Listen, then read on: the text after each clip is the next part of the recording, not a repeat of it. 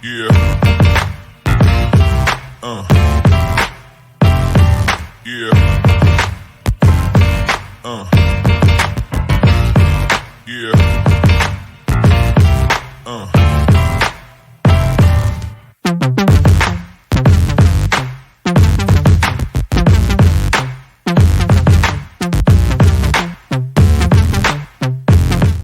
Yo, what's going on, everyone? Welcome to this week's episode of River City 93.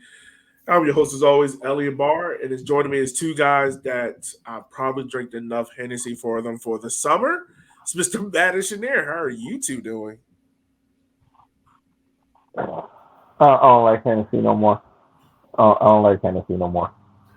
I still love it. Don't be like the broadcaster who said that the loser had to drink Hennessy as some sort of punishment, because that's one not true at all. And Hennessy is a great drink when you mix it with the right beverage. Yeah. Not after a loss, though. We don't like losses. Drinking Hennessy right now would just make me depressed. Just, yeah. I mean, it'll be fine. How are you, Matt? Yeah, I'll get over it. I'm doing fine. Before we even get started, need to openly declare because people have asked me to do this, at some point in the show. So I figured no point in wasting any time right here. River City 93. We do not endorse, big old bear hugs to opposing players who score goals on us right in front of our own fans. Those people are the enemy. We do not wish them well. We do not, want them to feel good about themselves. And I'll talk more about why we don't want them to feel good about themselves in a little bit. But shame on that move. Hey, first and foremost, if anyone has an issue with me, if you do not have my number, you do not have an issue with me. So I'll put it like that. Secondly, I mean, it was after the game. I was pissed. I ain't gonna lie. I was more disappointed at our players than I was at theirs, because I was like, and we'll talk about it grandly, how this game went, how this game should have played out. But yeah. Still on the field, still in uniform, still the enemy. Fair enough. If you want to dap them up at the post game bar or whatever. I don't think they went to a post game bar. It's a figure. I'm not gonna lie to you. I sort of remember the rest of the night afterwards. I almost fell asleep in bingo, so that tells you how tired I was. I think I fell asleep right beside the DJ booth watching a UFC fight. I was that tired afterwards. Man, the tailgate. Let me say something, man. That's probably the most fun I've had at the tailgate in a long time. I think we had like a bunch of shot skis out there. It's a lot of adult beverages floating around, and I had a great time. Shanair, you missed it. Yeah. You were daddy duty. Yeah, but I definitely heard about it, the daddy duty, like you said, daddy duty. We ended up getting there actually really late.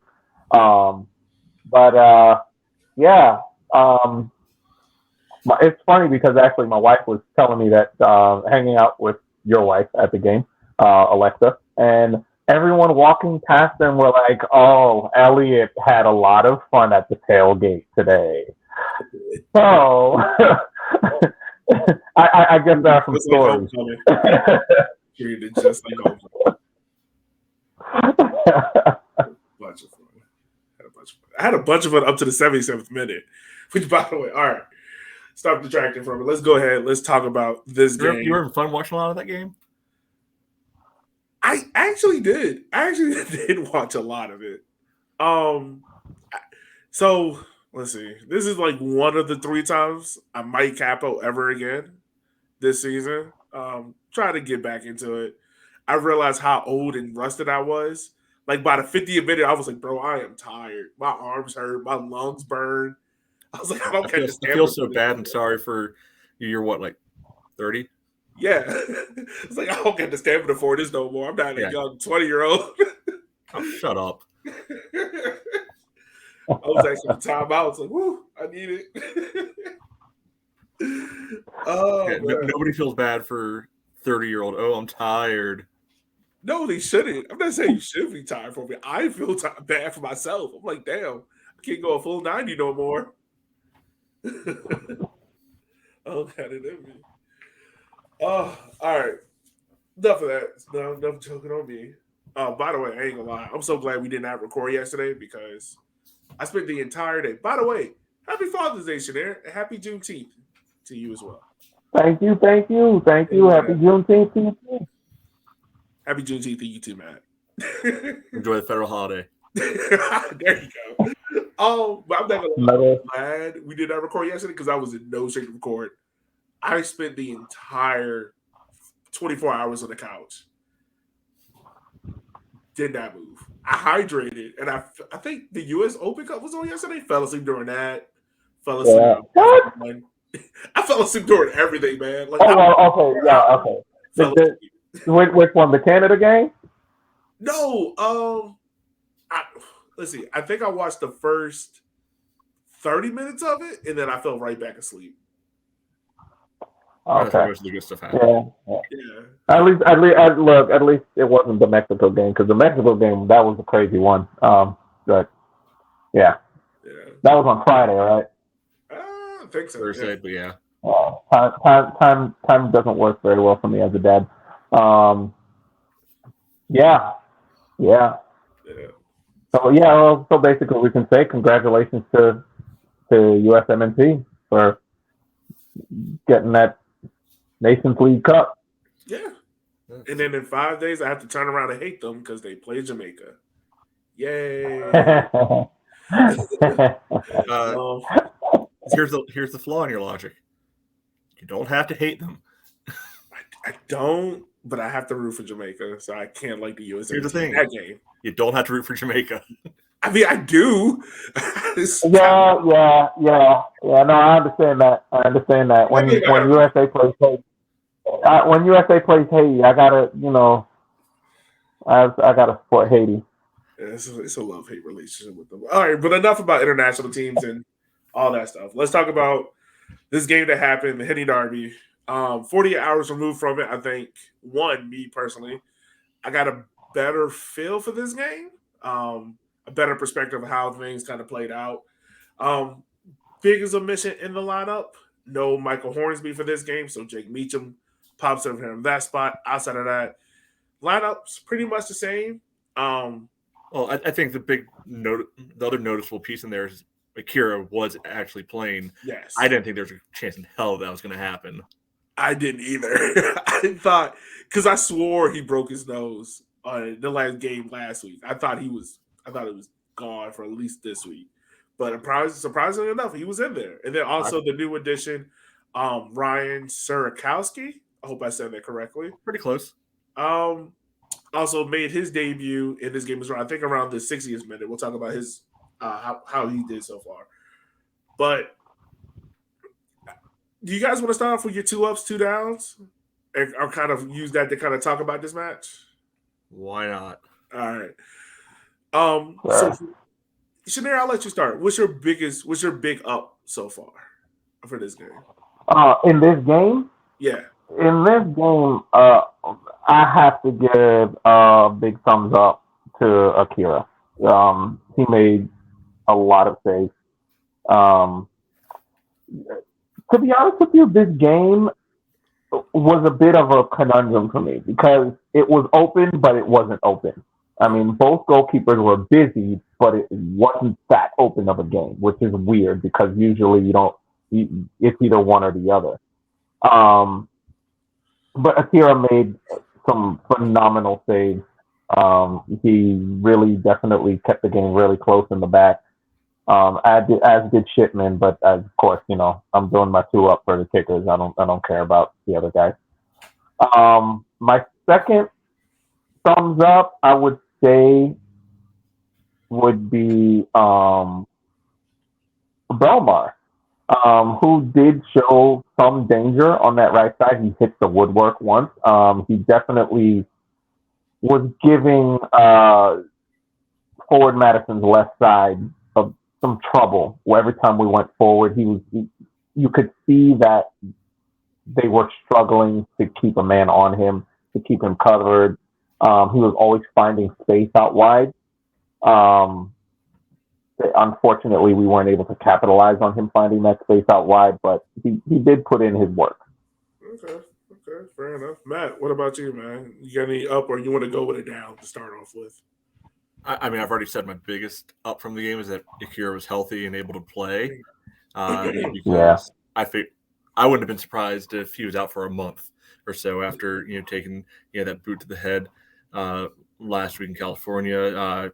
Talking with him in the post game interview, said really got lucky. It was just a kind of a cut over his eye, so he was able to no concussion at all. So I think that's the biggest takeaway. We know Will is a perfectly good backup, but I'd rather have two healthy keepers than one healthy keeper. Yeah. And we know that Akira adds something extra and something special to this team. So having him in the game, and Shanir made reference to that, especially those first 5 minutes of the second half. I think he had at least 2, maybe 3 saves in quick succession right there that helped to level things out when it looked like the team was getting ready to get blitzed and go down real quick once the second half started. Yeah. That was the thing that kind of caught my attention the most. The first half Richmond kickers and the second half Richmond kickers, especially the first give or take 8-10 minutes of the second half. I don't know what happened when this team came out at halftime. Like the first half, this team seemed to be in control. They seemed to be taking chances, especially like near the end of the half. I think you had Nails Cross that went into the box dangerously. You had Gordon having a couple of chances. Belmar hit the post. And I don't know, maybe Matt has made a couple of adjustments, but it seemed like it seemed to take Richmond a while to correct it, to get back to controlling this game. Because I looked at the halftime stats, and it was like Richmond had 56% possession, 8 shots, and 3 of them were on target, versus Madison had like 6 shots total and none were on target. Yeah, they're the one that hit the post in the first half. Yeah. So I don't know. Maybe that was something weird. But I think one of the guys that probably stood out for Richmond the most, to be honest with you, both of the fullbacks, Simon and Jake, they did. I want to say they probably did the best job on the team. I know Jake had the mistake, but if you take that one mistake out of it, I think for him being put in the position he was in, he did a good job. He did enough going forward that you felt like it was a good threat there. He contained Gebhardt and Bartman for the most part on his side. I think Fitch, at this point, Fitch is getting up there with like Ani, where it's like, if you don't hear his name, he's done a fantastic job. Like he's doing his part. Really, about the first half, y'all, I want to ask y'all this question. It seemed like the only thing that was missing was the final third product. And Matt, I know you talked to Coach Sawatsky after the game. What was his thoughts about like the final third product? The build-up seems great, but that final ball is missing. Yeah, I mean, I think what he's saying is, I don't think it's a surprise to anybody who's been watching the games. It's not good enough in the final third. We're not creating the chances. We have a great finisher in Emmy, but he's not getting the service to be able to even have a chance to finish right now. So I think that's part of why they brought in Sierakowski. I think that's part of why we keep seeing different combinations up front, because they're looking for something that's going to be able to click. They're looking for something that's going to be able to be consistent in chance creation. Personally, I think that probably needs to start looking at the midfield at some point too, instead of just relying on the wings. Being able to have some attack straight through the middle, too. But clearly something not working quite right. And I still think I personally have the belief that Darren and Mika and Connor can figure it out, but it's not the high flying attack we've seen before. It is having to be a lot more of a kind of grind it out and hope you can get a goal and hope you can get the clean sheet along the way. Yeah, it does very much feel as if like this. I don't know. Let me try to correct my thoughts. If right now I feel like this team is at that point where I guess they're overthinking it, and in terms of the overthinking it in the of trying to find the perfect chance because they know we haven't been clinical in front of goal, the chances aren't coming. So when we do get this chance, I forgot who said it. Oh God, I forgot who said it. They said it after the game, and it made perfect sense. It's kind of like they get in the perfect position to score the chance, but they see their name already in bright lights, and it's like as soon as that happens, they clinch up and miss it, and it feels like that's happening constantly over and over again. Chinner, you can go ahead. Yeah, no, I think one thing that I did notice, we had been saying, we want to see him try, Gordon and Belmar on the wing for Terzaghi. He tried that, and I realized why it was probably never a good idea. Gordon and Belmar are goal hungry as well, and that's where I think our issue is. Look, who did we have as our wingers last year? Bolaños, and sometimes at the beginning of the season it was Matt Bolduc, then it was Matt Bentley on the right, but you had Bolaños on that left side, who was not as interested in scoring as being a facilitator. His strongest suit was assists. Yes, he scored several goals, but he was looking to be that danger to create the space for Terzaghi. We're looking at three guys in the front who all want to put the ball in the back of the net. And I think that's where our situation is right now. Our situation is right now, Terzaghi isn't getting service from the wings because the wingers, yes, they're trying to give him that service, but in the back of their mind, they want to put the ball in the back of the net first and foremost. They are just as goal hungry as he is. And when you have three guys in the front who are goal hungry primarily, that's when you struggle. That's when we're going to struggle to start. Who's going to be the main guy who we're looking for? And if he's not there, then I try and score. Or if he's not available, or if he's covered, or if he's covered, that means there's space for me. But these guys are all thinking, I'm bearing down on goal. And it's like, if I can't score, then I'll find Terzaghi. Rather than I'll find Terzaghi, and if I can't find him, I'll score.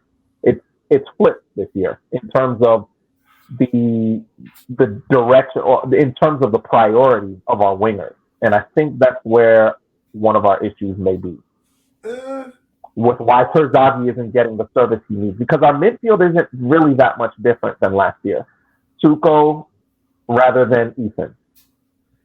So I'll push back slightly. Me personally, I think it's more of the midfield, but I think it's more of a formation thing. Like two out of the three are the same. Suko's the parts that's new. Not saying Suko is like the reason why this team is that finishing or creating chances. I think it's more of I think you might just need to slightly shift where they're at. Like it might be a thing. Like this might be the reason now. Let me see. If you guys remember in 2020 when we first got Neil? If we tried Neil centrally? 21, yeah. Yeah, it was 21, my fault. 21, we tried Neil centrally and it took a while to work. I think now, if you do it now, I think because the biggest issue that I've had is Terzaghi's lack of mobility in terms of that. He really is asked to be a target forward, but he's really not mobile, lateral quickness and whatnot. And I think if you put Neil centrally, at least there you have at least someone running off of him there. Because like you said, Sinead, you have two wingers that are a little bit more attacking, but they're also spread out because Darren likes to have the wingers a little bit more spread out. I think Suko can do a job besides Zaka, as a double pivot. I mean, I don't know if that maybe my fault. I don't know if that is not something that once again we're not in practice. I don't know if that's something Darren looking at is maybe the connectivity isn't there. But right now, I mean, I don't know. I'm kind of running out of ideas. Matt, you got anything? Yeah, I don't know if I buy the whole idea that it's Gordon and Bellemare issue because Bentley's been worse than both of them, so far this year. Yeah, but like we said before, we've wanted to see Belmar as the 9 because he seems more like a goal scorer than a facilitator. Nobody's asked to see him at the 9 because that means you're sitting Emmy, and that's not an option right now. No, I've never said starting at the 9, but I said like he's a good guy to plug in the 72nd, 75th minute, but not as he doesn't seem in the way he plays. He doesn't seem like an out wide player. He seems like a more central up top player. So that is obviously why he's not really working out for him as a winger. But I mean, he's also got 3 assists this year, and everybody else is on 1. So he's still producing a lot more assists. What I'm seeing is a lot more the actual width, especially on the left side. When he's in there, comes from Hornsby. So that's where a lot more of those crosses come in, and we see that a lot more than when we saw Stu or Simon out there last year. So I think that tilts things a little bit. No, it's going to sound bad, but no fault to Jake on there. But he's not bringing the same amount to the attack that Hornsby does when he's in there. And we like Simon, but he's getting better going forward. But he's still not as dynamic moving forward on the right. Yeah. As guys we've had. He's more defensive minded. Yeah, he's getting better there, but it still doesn't look like it's coming 100% naturally to him. So I think that's where part of it comes through. I see a lot of just missed crosses or easily cut out crosses this year. You talking about Simon? Everybody. Oh, okay. My fault. I think you were still talking about something. Yeah. I mean, everyone, because, and then this is where I was leading to with my midfield point earlier that Elliot, I think you're maybe on the same page. I couldn't totally tell. Is none of our attacks seemingly ever go up the middle of the the field. It's always as far wide as we possibly can, and coaches in this league aren't idiots. I think they can figure out that they're going to go wide, and then let's make sure our guys are positioned to cut out crosses every single time. Yeah, and they're usually able to do that. We'll see a cross or two filter through every now and then. I think we've seen plenty that have been like half a step behind one of our guys this year, but and then we do get some of those that connect, like when Jal scored those couple goals down North Carolina, or on his first goal, or not his second goal, the one down in Greenville that he roofed at the end of that run. So it works sometimes, but just the pure quantity of it, we're not mixing up. We're not diversifying the attack. I'd love to see Suko or Neil or Zach or even Dakota or Ani just try to play through ball straight down the gut. Take a rip or two straight from 25. Like, I loved when Gordon took that shot. Like, was it going to go in? Almost certainly never.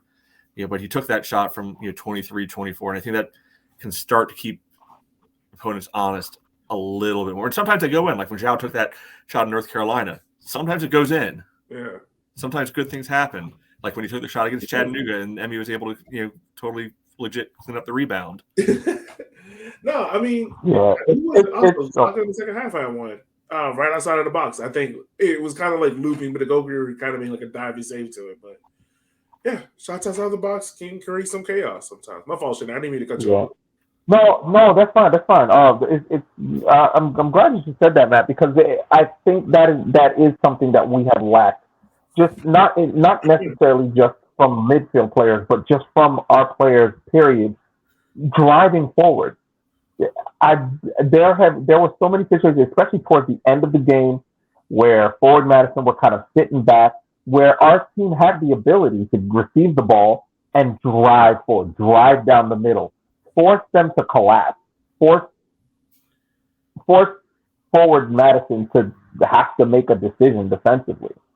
But when it's get the ball, get it wide, switch, get it wide, and try and cross, I mean, all they have to do is just sit down and watch the ball go back and forth in the box and now by the time you cross it, they've crowded the box. There's no option for us. So with that, I think we're on something here with Suko, and it may be something that he will grow into. But that was something that we saw a lot from Ethan Bryant last year. He reached to a point where he didn't mind driving at the defense down the middle.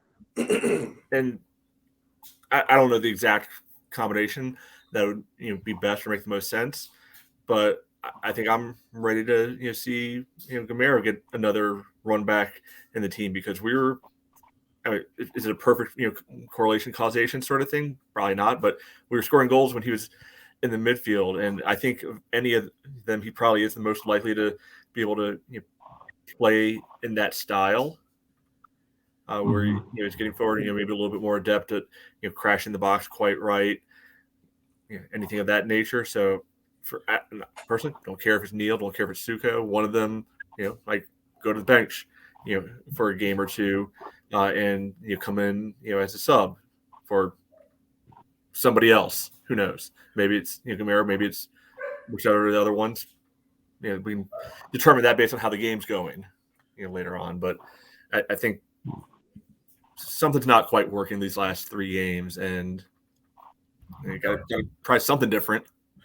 I mean, like we said, like we were all saying earlier, like this game really changes if a goal is scored in that first half. Like it completely changes. But a goal wasn't scored, and it kind of just feels like right now the biggest difference is, like you said, Matt, it really comes down to which midfielder you want to play. Suko feels I can see the justification in playing Suko, and once again, I'm not bashing Suko. Like I love him. I think he's a good player for this team.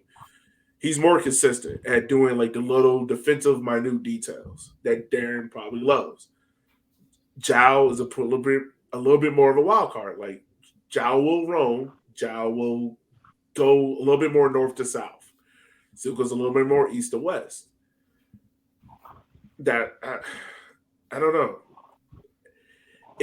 I would love to see this team create more in the middle, like create more build-up play in the middle, because it felt like you said, everything's built out on the wings. And Madison, who was playing a back 3 with wing backs, it more or less played into their hand. Like, yeah, we took advantage of it for the first one because we were building a lot in the middle, more so near the half. But when we wanted to go out to the wings, we did, because we forced them to creep up. But then in the second half, that wasn't working, and we weren't able to build on the wings or retain possession on the wings. And Madison was able to pretty much like, all right, cool. We can double up on Belmar and Gordon. Tell Osimhen to just stick on Shizagi. And we're going to force you to pretty much build everything in the middle. And for mostly part of that second game, didn't feel like we were able to as much. Yeah. I mean, if you had your pick, like, would you go back to the midfield? Granted, now we played one night, some of that we're going to talk about them, but would you go back to the midfield of Suko, Zhao, and Neil? Would you try that again? Okay. No. So Zaka is a must, right? Zaka is what? Yeah, Zaka is a must. Yeah, I mean, he's our 6. He's the guy who's going to protect that back line. He's the enforcer in there. You need him. Unfortunately, I think the player who I think we would sacrifice for Zhao is, I would say, is Suko. And again, I would say that depends on who we're playing, because like you said, Zhao gives you more of the north to south movement. Suko gives you more of the east to west movement. Now it depends on who we're playing. Now in this game, I think Zhao would have worked better than Suko, because you're having a midfield 5 that we're playing against. You're not going to go around them as easily. So that that east to west movement is literally just dancing in front of a wall. So I think Zhao probably would have been better suited for this game, as opposed to if we're playing against a team that's playing a 4-4-2 or something. Then you put in Suko to give you that movement to stretch the midfield and create pockets of space. All right. I know my fault. You go ahead, man. Wrap a little bit up. I don't think Zach is untouchable. We saw they performed without him after he got sent off. So I don't think he's by any means locked in. For me, I'm sitting Neil right now. Yeah. He hasn't really brought much since he came back, and when the team was relatively humming in the attack, he wasn't in the team. Yeah. So. Real quick, we can go ahead and we'll talk about the goal after this. But, I feel like right now, I think a lot of the fan base and a lot of us right now probably, this team just feel like it's in neutral, Like, this team hasn't yet put together back-to-back wins. I don't think, Matt, correct me if I'm wrong, they haven't even put back-to-back draws together yet, have they? Give me a second. Well, you look at it. Shamir, I'm pretty sure you feel the same way. This team right now feels like it's neutral. They're not bad. We're like, burn everything, everyone sucks. But they're not high flying, everything's great and good, No, and I think we're having a little bit of recency bias, especially when we think about the way things ended last season, the tail end of the season where everything was figured out and we were just killing it, and it was fun. It was enjoyable watching the Kickers play the way they played and winning the league so comfortably. But now I think we're in that growing pains again as we start the season. We're still trying to figure things out. As you can see, there was a lot less chump and change and tinkering going on towards the end of last season. But the season did begin with a little bit of switching around, and some players, you had Matt Bulldog. Where are we playing him? Are we playing him on the wing? Are we playing him in the midfield? Are we playing him at all? Where's Matt Bentley going to go? Is he going to come on for Terzaghi? Is he going to come out wide? There was still a lot of stuff figuring out. Is Ethan Bryant good enough? Can he play? Can he figure it out? By the time we got to the second half of the season, we figured out where we wanted everyone to be. Ethan Bryant had held down the number 8 position, and he was just cooking in there, and that midfield 3 were buzzing. I can't imagine we're going to find audio of us questioning if Ethan was ever good enough, even from the start of last year. I do remember us talking about, can he handle it physically yet? Is he mature enough to handle it physically yet? I do remember us talking about that, and I think he switched up his game and kind of sped up his game where he avoided having to go into those physical battles because he knew, I'm not quite there yet. I haven't got my weight up yet. So he adjusted his game to better himself. I do remember us talking towards the beginning of the season, like, Ethan Bryant is doing awesome, but I don't know if he can handle those physical battles, with his frame. Yeah. And I think that was one thing that was questioned a little bit, just as a can he? And he figured it out the same way the rest of the team figured it out. Bolaños figured it out, and by the end we were clicking.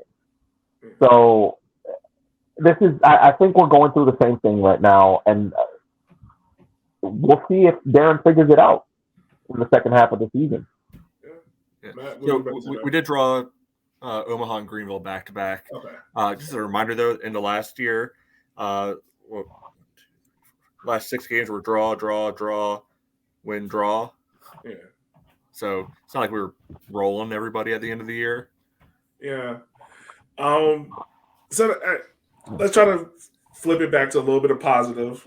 We talked about all the stuff that we kind of already know was there. Richmond added a new piece to this equation. Ryan Sarakowski started of the year at South Georgia Tormenta. As the league would love to tell you, he's played for 4 other teams in USL League One. Played for South Georgia Tormenta, played for Revs, played for Fort Madison. Now he's played for us. Also, fun fact, he is the 5th ever player to play between the 2 clubs, for Madison and Richmond. Came on right around the 60th mark. I liked what I saw, not going to lie. He came in, I think, kind of somewhat created 2 chances. Matt Jenner, what did y'all see from him? What did y'all think about his performance so far? No, it's only 30 minutes, but what do you guys think? I mean, not much stood out to me. I'm trying to think back what these chances were that you're talking about, and because I can only think of one actual chance the whole second half, and that involved Emmy and Simon, and not in the order that you want them to be involved in. Yeah, I feel like there was a shot near post that he kind of helped create. I mean, maybe, but maybe I'm just trying to pull a chance. I just stood out to him because I know he was on the field for it. Yeah, I don't think there's nothing seemed to actively bad or wrong in this first half hour of play, but I'm confident that he'll have some standout moments. I don't think it was on Saturday. Better question: if you're Darren, why do you go out and get him? And I'm not saying this is a bad thing. I'm just trying to have like deeper level thinking about this. Like, what does he bring to the team to help, push us forward to that next level? Because he is like the crazy thing is he is like an MLS draft pick. Like, so there is some level of talent there. I think it gives us a little more variety in the midfield, more options in terms of how to play in the midfield. Mm-hmm. Like we were talking about with Zuko and Gomiro, he's another type of center midfielder, and when you have different types, you can mix and match. And I think you're the best situation is bring the tools for the job, and if you have an array of tools, whatever job you have to do, you go and pick the tools that matter for the job. So I think he just wants a little bit more variety in the midfield of how we can play, how we can set up. Yeah, he's not a midfielder though; he's a forward winger. If he's playing midfield, we are in desperate trouble. Yeah, he plays wing. Yeah, he's playing winger. Striker? Does he play striker? I felt like there was a striker. No, he came in for Belmar. But no. I'm saying like he's played striker before in League One.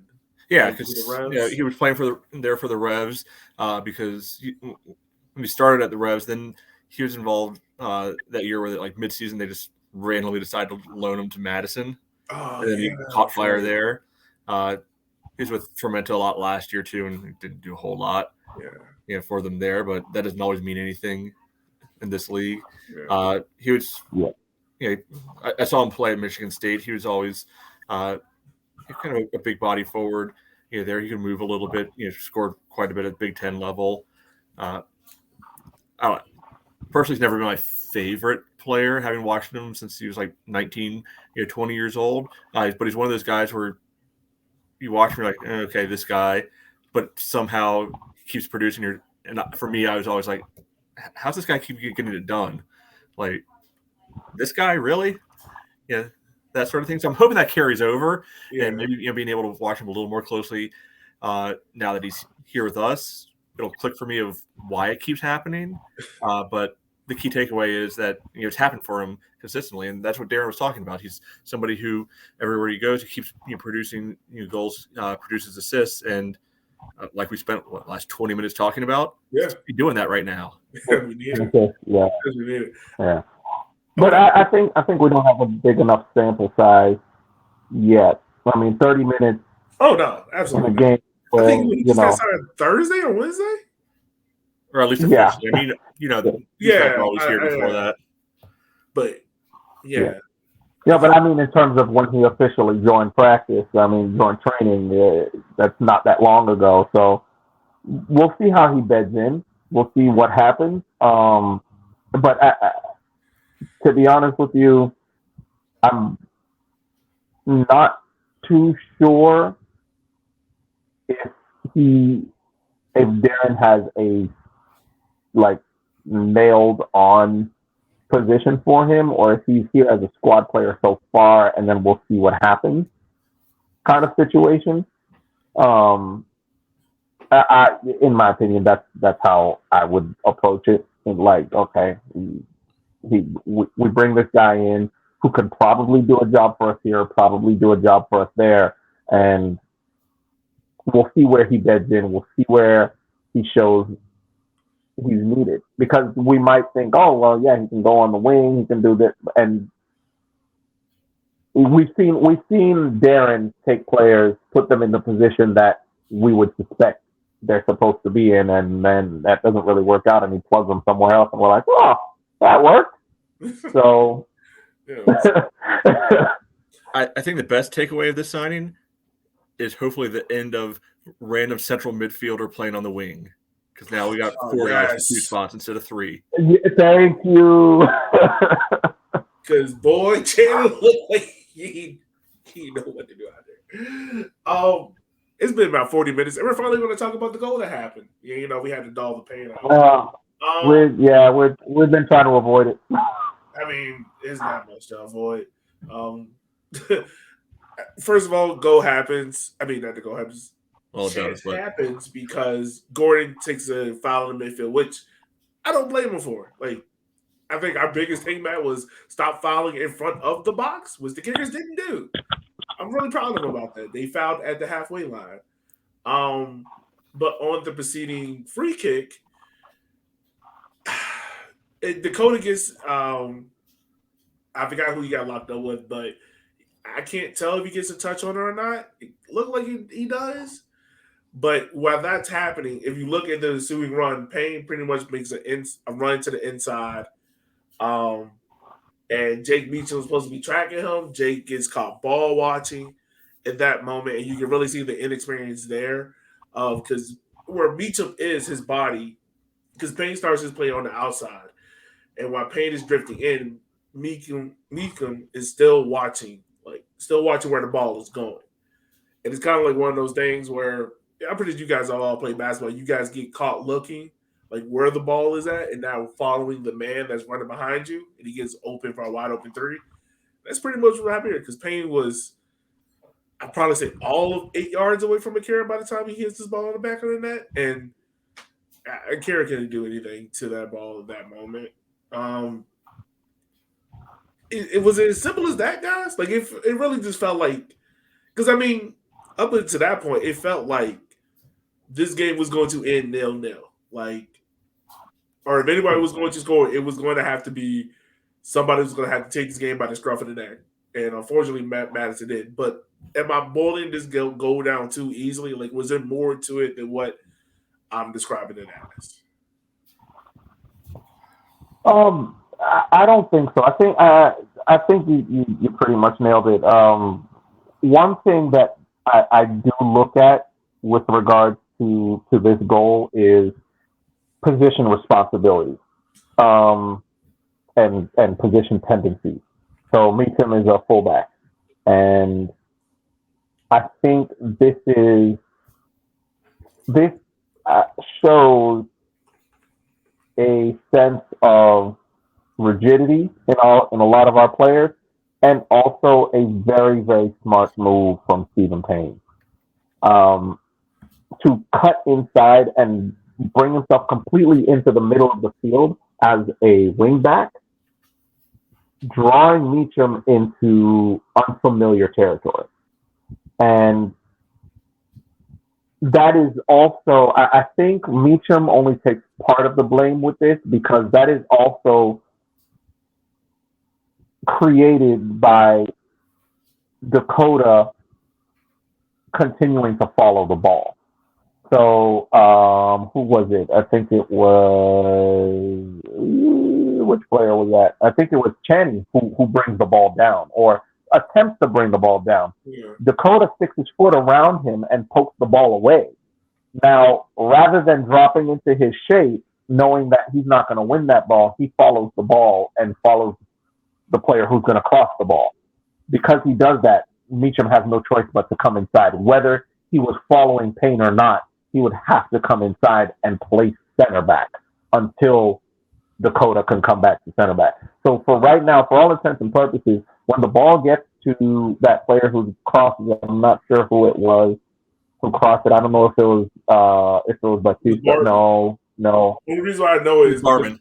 It was Bartman. The only reason why I know it was Bartman is because when they were celebrating, Bartman looked at me in my eyes. He was like, "Sorry, bro." It's like, yeah. So Bartman, at the moment Bartman crosses the ball, in all intents and purposes, Dakota is the left back and Meacham is the center back. And you could see by the way Meacham set up, he was trying to mimic a center back. His positioning and his body language was, I'm trying to act like a center back without thinking of, yeah, but I also need to stay with my man. And I think if Dakota pokes that ball and then holds back, I think Meacham then turns around, leaves Payne, and pressures the cross, leaving Dakota to do his familiar job of marking whoever's in the box. What'd you say? No, because the way that ball moved, the way things moved around, Dakota could have you poke, and there's no way the guy you poke the ball away from is getting to that ball, and you have and Zaka was coming back, so you can leave that man for Zaka and drop back into your position. Now, if you drop back into your position and Meacham just continues to barrel in there, then that's completely on Meacham. But in this situation, Meacham has to drop into unfamiliar territory. And when he drops into unfamiliar territory, that's where the mistake comes. Saka's not anywhere close enough to that play to make a difference on anything. I just watched it back 5 times. Dakota, you're right. Dakota. No. I'm not talking about to the ball. I'm talking about to the man that Dakota poked the ball away from. Right. That's what I'm saying. Dakota pokes it from Cheney, but Barman's right there with nobody anywhere near him. Meacham's never getting there. Dakota's the only one who can even put a little bit of pressure on him. Cheney's not in the play at that point. Meacham still lost track of Payne. He was caught in no man's land at that point. And Dakota's never going to be able to make it back because all that happens within a second and a half. Like whoever lost Barman in the first place, because that guy was wide open, nobody anywhere near him. Yeah.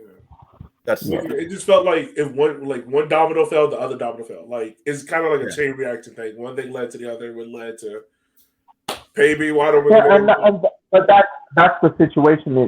I'm looking at who was supposed to be marking Bartman because Meacham can't be marking Bartman. He's supposed to be on Payne. That's the break. Right. So, that's the break. And again, that goes back to Payne cutting inside, completely taking Meacham away from that wing. And in that situation, with how quickly the play is moving, how do kickers organize to get somebody out on that wing? There's no way. And so, yeah. Anyway, let's move along from that. Let's talk about why Stephen Payne's a coward. His no goal celebration. Yeah. All right. Legitimate. Nice hit. Good. Well taken goal. I'll give him that part. Okay. You want to do the. I'm not celebrating. I'm not celebrating. I think that's lame to begin with. You're a professional soccer player. You score a goal, celebrate it. Yeah. Fine. You cannot, in good faith, do the I'm not celebrating while running right at the opposing fans who you're not celebrating in front of. Yeah. Own it or don't own it. Don't be a coward and try to play half and half. Be a man, step up, talk your S to all of us and have it be good in that case. Yeah, because if you don't want to celebrate, you can just turn around and walk back to midfield. You don't have to somehow find your way right over to the corner flag right in front of the fans. That is true. Also, I just want to say this. Whoever slightly tossed the beer forward, don't do that. Don't do that in Section O. Don't do that. We're not trying to have all of Section O suspended for something stupid that you did. Please don't do that. Yeah. The last 12 minutes, guys, I'm not going to lie. I didn't see a way for Richmond to get back in it. Almost happened. Well, yeah. Like I was saying earlier, Emmy and Simon linked together well, just in the wrong order than what you'd want it to be. It is the wrong order. Simon would have made that. He definitely would have been a legend. He would have been a legend. Yeah. This game ends 1-0. You can see the disappointment in the guys' faces. I want to ask you guys this question because I think this is something that's that I've been thinking about a lot. Because first, my frustration was with Darren, and I was like, "Oh, most of the blame lays in Darren's feet." But having 2 days off and thinking about it, rewatching the game, I'm kind of at this point now where I'm like, what more can Darren do? Because we talked about it before. outside of what Meacham, Suko, and Belmar, most of this team's been here for 2-3 years plus. Like most of the team knows what to do, or even when they get in these moments, like how did they get, how did they get past this adversity? And this team right now is caught in an adverse moment. I'm kind of looking at the players like it's time for y'all to step up and make something happen. And it just feels like right now at this moment, it doesn't like I don't know if I can look at him in that team and be like, all right, he's gonna pull this team by the scruff of their neck and get them through this moment. Trezagi's been there, done it, but I don't know how much more like you can keep going to that well for him. Especially if he's not getting the service. So, especially when he's not getting the service. Yeah. Yeah, so do most of this blame lay at the player street, where it's like it's on y'all. Like y'all gotta fix this. I think it can be both. Yeah, no, right? it definitely can be both. What I'm saying, like, it feels like more now. Like, I guess I'm saying, like, do the players need to have a players meeting where they're like, "Yo, we got to fix this. Like, we got to get this straight." I mean, I can understand what you're saying. Yeah, I think you can take some of it on the coaching staff, side too. Because we just spent half an hour talking about game planning and how the team's becoming predictable, and, things like that. So does that come down to the ideas that the coaching staff is trying to drill into them, and are they drilling too predictably? I'm not a trained. I don't know these sort of things, but I think there's a reasonable and logical argument for that side of it too. So, and then of course the bigger picture of coaching staff chose the players, so ultimately it comes back to them anyway because the players aren't working. They pick those players. Yeah, that's true. They did pick them, and we talked about them and praised them. Yeah, I think this is a situation of like you said, Matt, both. I think the players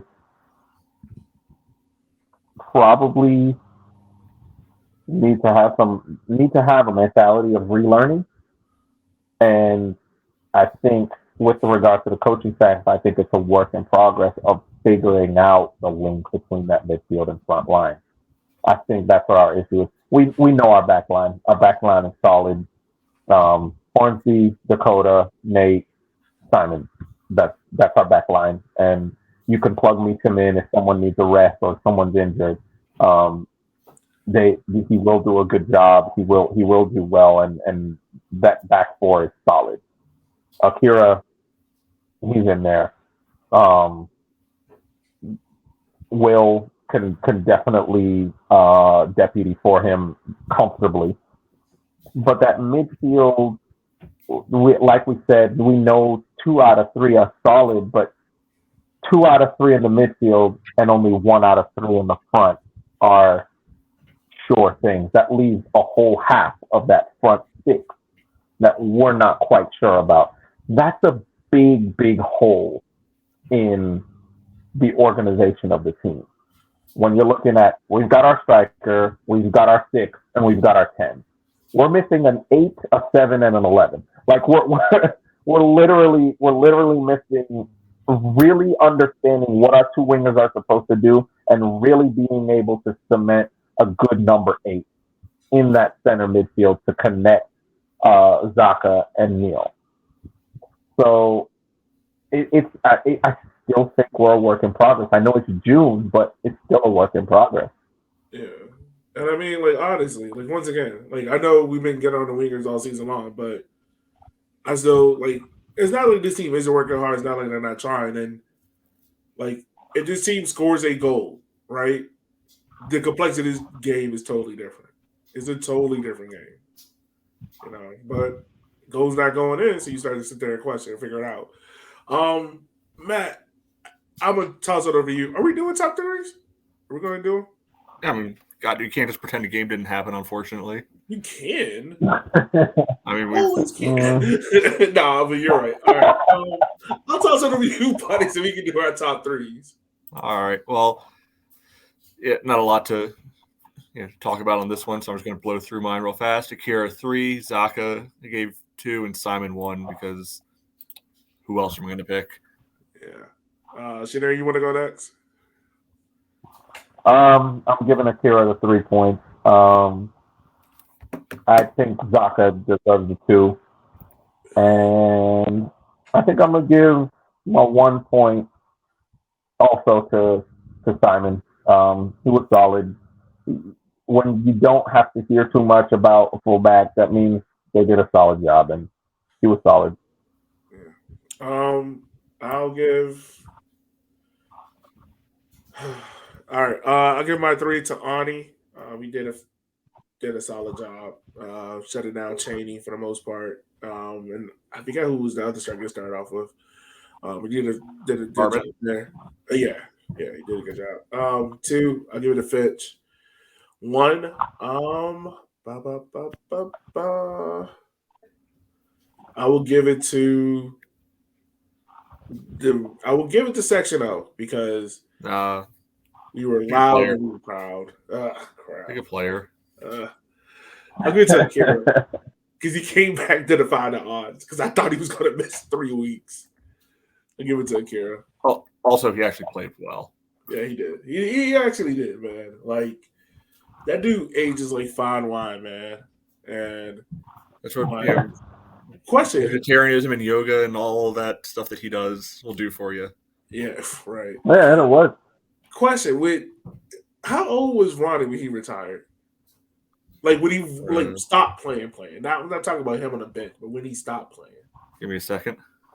I feel like he was like 34, 36. He was here for 12 years, so. Yeah. Let's see here. Well, you're looking that up. Yeah, he would have been 30. Hold on. I'm trying to do math in my head. 35 or 36, I think. Okay. All right. So, yeah. I mean, the way how Akira's going, he can definitely keep playing into that, man. He's not that far off now. Yeah, no. What is he? I feel like Akira's 32. Is he older than that? Give me a sec. Oh, God. No, Akira's born in 87, so he's turning 36 next month. Wow. Oh, wow. Oh, wow. He's my age. Jeez. Never would have guessed that. Never would have guessed that.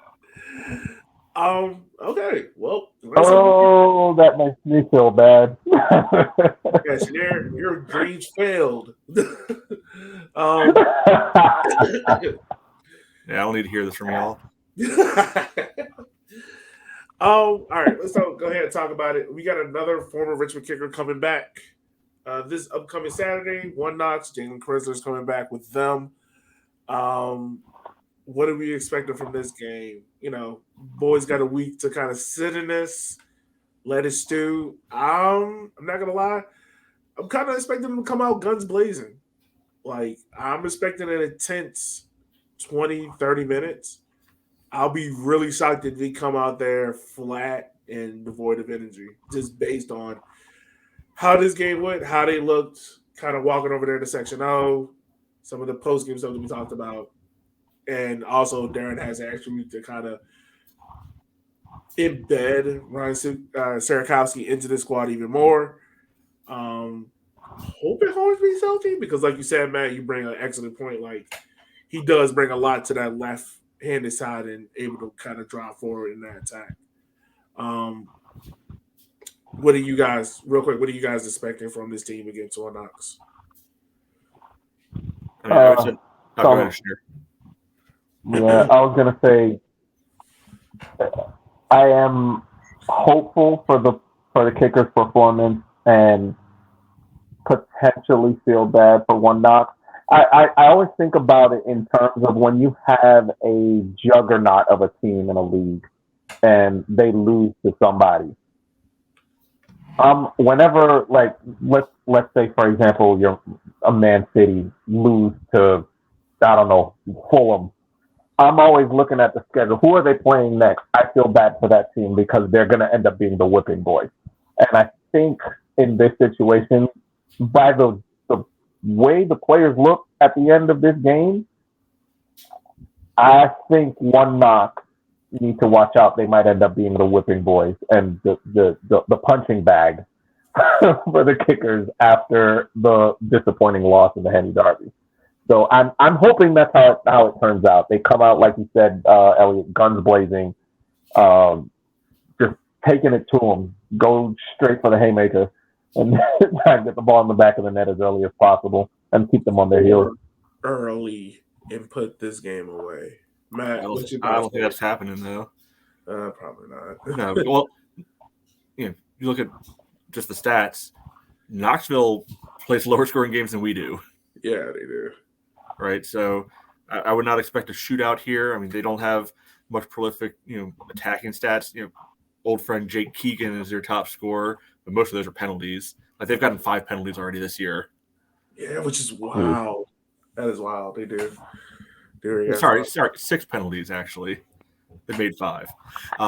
So that's where a lot of their attack is coming from. So I think it's going to be a rock fight. I think it's might be a set piece sort of situation. Maybe good old Jalen will pay it forward with all of his freaking own goals from last year and make things right. I would love that because I'm tired of Ricky Kickers players playing against us. Decided, you know what? I'm gonna pretend I'm in the Ballon d'Or. Turn it up. Right. Ronnie Kraft tried that already this year. Payne definitely did. Like, I'm tired of it. Yeah, turn one of your own. Turn back the clock. Put another one in your own net this weekend, Jalen. Everybody will be happy. Just do it for us. Do it for us, buddy. So Richmond right now are in the middle of a little home stretch. Next 3 out of 4 games are at home. The only road game is against Junior Omaha. Also, guys, we'll be at the halfway point of the season. We'll be game 15, so I'm assuming we'll probably do our midseason awards next week. Play 32 this year, my man. Oh, so we're do it 1 week later. Yeah, we'll do it 1 week later. Never mind, folks. We'll talk about that next week.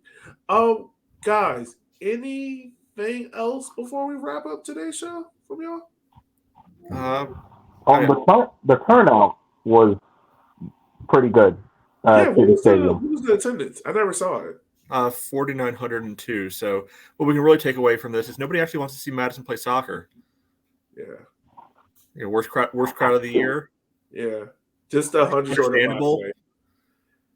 Yeah. And then just look, a couple things, Madison. Okay, they won. Sure. They won the same game last year. How'd that end up? You're working out for everybody. So right. I'm trying to remember. Wasn't last year's game kind of in the same fashion as well? Like, wasn't it a set piece goal they scored? No, Suko, they gave the goal to Suko, but he basically banked it in off of Jalen's leg. That's right. Yeah. One of the own goals you were talking about. No, technically that one. I think technically they gave that one to Suko. Yeah. Yeah. Okay. So it was on target even before it hit Jalen's leg. Yeah. All right. Maybe. So there's that. So I don't think we're going to finish first this year, but I'll still make that trade-off, of sacrificing that game for the greater good, if that's what it takes. Yeah. Long term. I want the trophy at the end of the playoffs this year. Yes. Yeah. I mean, I know you have emotional attachment to the Hendy Trophy. I'll take the other ones over that every day of the week. Madison fans were still trying to make but we won the Hendy Derby last year, and I celebrated the league title at your place. Yeah, we won the Football World Cup. What up? Right. I celebrated with backups. Yeah.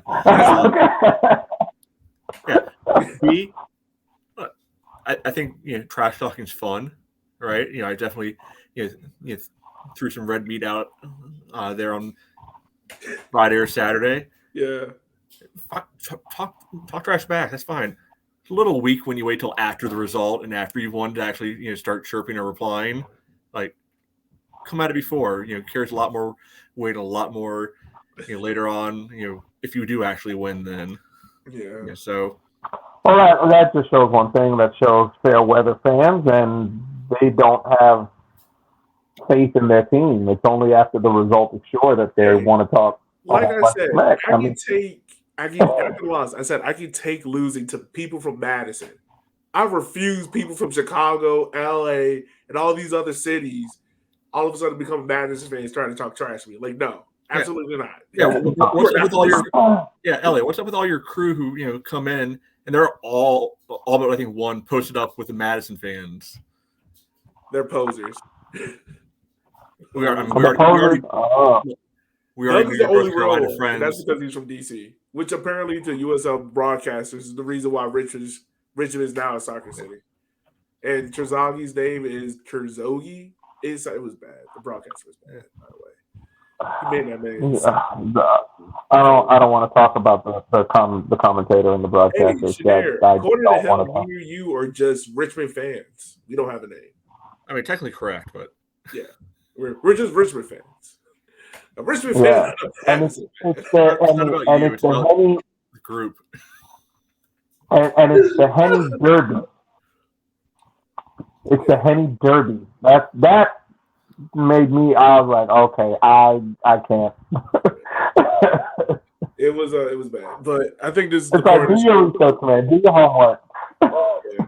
I think this is the point of the show where we're going to put a pin on it because we're about to get into silly hours, and I think no one wants to listen to that. So, listeners, as always, we just want to say we'll find out they do, and they don't really want to listen to all the other hour stuff. They just want to hear this nonsense. Probably so. If you want to hear more of these conversations, come to the tailgates. We have them starting at 4, as always. But with that being said, guys, it's a pleasure to do the show, John. I just want to say thank y'all for doing this with us. We are about 200 listens away from cracking 20,000, so that's impressive. And the YouTube is growing. So if you love seeing these 3 beautiful faces plus Gabe's, go check us out on YouTube at River City 93. You can stay up to date with the show at rivercity93.com, where we try to be putting out more articles because now it's summer. I have a little bit of more free time. So we'll try that. The top 30 list. Someone asked me about it this weekend. Was like, "Are you guys still doing the top 30 list?" And I was like, "Yeah, no." We're at another one sometime soon, maybe. We'll try. But outside of that, listeners, we just want to say thank you for taking the time out of your day, for supporting us, for supporting the show, and also supporting the Kickers. So with that being said, for Shanair, Matt, and myself, we will holler at you guys next week. As always, up the Ruse.